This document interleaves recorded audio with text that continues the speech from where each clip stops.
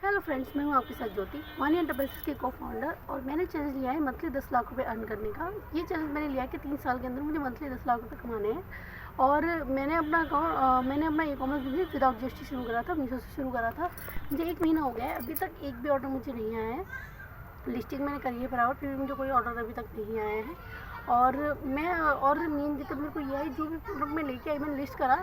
अगर मैं उसको 150 रुपये का सेल करूँ तो मार्केट में ऑलरेडी वो 90 रुपये का 100 रुपये का सेल हो रहा है। तो मुझे ये दिक्कत आ रही है, इसकी वजह से मेरा मार्जिन नहीं मिल पा रहा है मुझे। तो ये इशू जा रहा है। और मीशो मुझे जो प्राइस सजेस्ट करता है वो इतना लो होता है कि जिसमें जितने का तो प्रोडक्ट मुझे भी नहीं पड़ा होता है, इतने ज़्यादा दिक्कत आ रही है उसमें।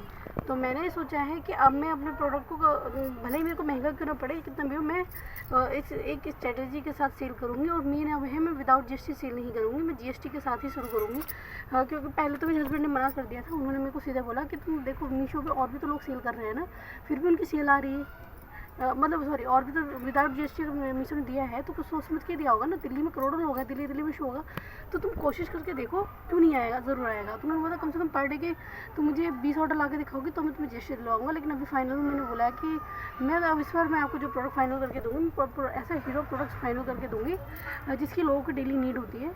लेकिन मुझे इस बार जीएसटी चाहिए, विदाउट जीएसटी मैं काम नहीं करूँगी। मैंने क्लियरली अपने हस्बैंड को बोल दिया है। मैं रोज़ अब मैं इसी चीज़ पे काम कर रही हूँ कि मैं कौन सा प्रोडक्ट मुझे अपने इसमें मीशो या मतलब ई कॉमर्स जर्नी पर लिस्ट करना चाहिए जिसकी डेली नीड होती है। कॉम्पिटिशन कम होता है। लेकिन मैं सच बताऊँ, मैंने देखा कि कोई भी प्रोडक्ट ऐसा नहीं है जिसका कॉम्पिटिशन कम हो या जो सेल नहीं हो रहा हो। मार्केट प्लेस में बिक तो सब रहा है, बस बेचने वाला होना चाहिए। तो ये चीज़ रही है। और लोग सस्ते भी बेच रहे हैं, महंगे भी बेच रहे हैं। तो ये लोग कैसे कर रहे हैं, यही सब चीज़ें मेरे को सीखनी है। मैं अभी नई हूँ, मुझे सारी चीज़ें तो पता नहीं है, धीरे धीरे ही सीखूँगी। तो ये सब चीज़ें हो रही हैं मेरे साथ। और 1 महीना पूरा हो चुका है, एक भी सेल नहीं आई है मुझे। मैं लिस्टिंग मीशो प्रॉपर कर रही हूँ। और मैं ये सोच रही हूँ, मैं जीएसटी पे ले लूँगी, मैं प्रोडक्ट डिसाइड कर लेती हूँ। लगभग मैंने डिसाइड कर लिया है। बस इस बार मेरे हस्बैंड कैंसिल ना कर दो, वरना 1 महीने से मैं जो प्रोडक्ट उनको बताए थे वो कैंसिल कर दे रहे थे। वो बोल रहे थे बस एक हीरो प्रोडक्ट लो। तो मैंने एक चीज़ जानी है, कोई हीरो प्रोडक्ट नहीं होता। हर प्रोडक्ट ही हीरो है, हर प्रोडक्ट ही है जो मार्केट में सेल हो रहा है। बस तुम्हें एक स्ट्रैटेजी अपनी चेंज करनी पड़ेगी। वो मैंने कुछ सोची है, उसी के हिसाब से मैं अब सेल करूँगी। और हाँ, कल कल भी मैंने एक प्रोडक्ट फाइंड करा है। तो मैं सोचा और आज तो मैं सो गई तो मुझे टाइम मिल ही नहीं पाया काम करने का। और आजकल मैं वीडियो भी नहीं डाल पा रही हूँ। वीडियो इस वजह से अंदर से मूड ख़राब हो गया। रोज़ देखती हूँ काम नहीं आ रहा। अंदर से एक होता है ना, मोटिवेशन चला जाता है अंदर से। डर सा लगने लगता है, मैं कुछ कर भी पाऊँगी नहीं कर पाऊँगी, तो ये सीन आ जाता है। और मुझे हस्बैंड भी मेरे बाद में मेरे को एक दिन मेरे को डांटा, मम्मी तुम क्या कर रही हो इतने दिन से, तुमने तो कुछ करा ही नहीं है, मैं रोज़ काम करके आता हूँ, तुमने क्या करा इतने दिन से। तो मैं यही सब इशू हो रहा था। तो मैं कोई बात नहीं, प्रोडक्ट फाइंड करता हूँ और मैं अपना काम शुरू करूँगी दोबारा से। मैंने अपने हस्बैंड को जीएसटी के लिए बोल दिया है, मैंने प्रोडक्ट फाइंड कर लिया है। और अब मेरे को बस स्ट्रैटेजी लगानी है। अगर मेरे प्रोडक्ट महंगा भी होता है तो भी कैसे सेल होगी, ये सब चीज़ मुझे सेल करनी है। वैसे तो मैं पूरी तरीके से सोचा भी पूरी तरीके से वैल्यू दे पाऊँ। मतलब मेरा प्रोडक्ट देखो, मैं सेल करना नहीं चाहती महंगा। मेन दिक्कत है मेरे को जिस तरह से पड़ेगा मैं उस हिसाब से सेल करूँगी ना।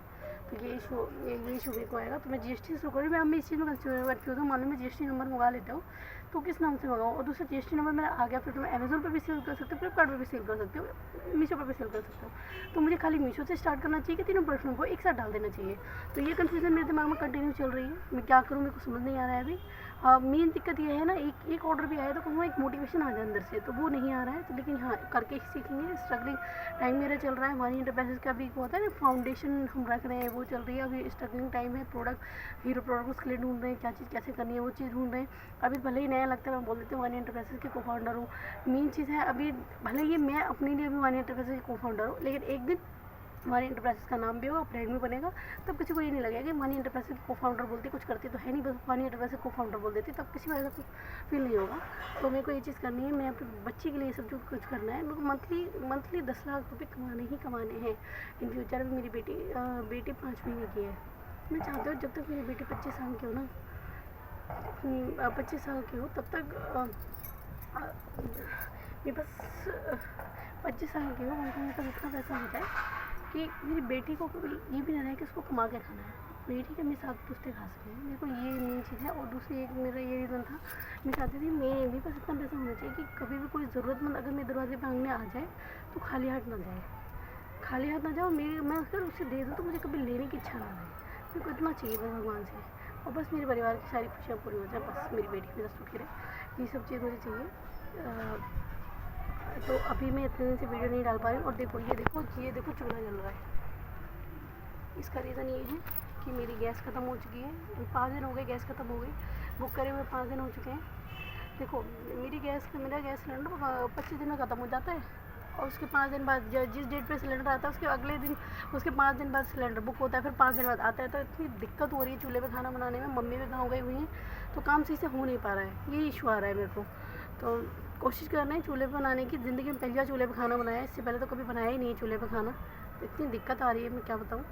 तो यही सब चल रहा है। और जैसे मम्मी वहाँ चले गए तो मेरे को टाइम मिल ही नहीं पा रहा है ना, वीडियो बनाने में मन लग रहा है। अब मैं कोशिश कर, अब मैं रोज़ वीडियो बनाऊँगी, वीडियो रोज़ बनाते हो अपने फोकस पे रोज़ करते हो कंटिन्यू, क्योंकि फोकस नहीं करूँगी तो काम होगा कैसे। मेरा मतलब 10 लाख रुपये कमाने का सपना पूरा हुआ कैसे। अगर आप भी मेरी वीडियो से जुड़े रहना चाहते हैं, आपको मेरी वीडियो पसंद है, तो वन ईटर क्लासेस को सब्सक्राइब करिए, मेरी वीडियो को लाइक करिए। अगर पसंद आई है कमेंट करके ज़रूर बताना किसको ये दिक्कत फेस करनी पड़ रही है सिलेंडर की, कि सिलेंडर ख़त्म हो जा रहा है तो रोटी कैसे बनाए, किस किस को ये दिक्कत हो रही है। कुछ लोग तो इंडक्शन लेके आ रहे हैं, मैं भी इंडक्शन लेके आऊँ, लेकिन हाँ अभी कुछ टाइम के लिए मैं रुकी हुई हूँ, तो कुछ रीज़न है उसकी वजह से।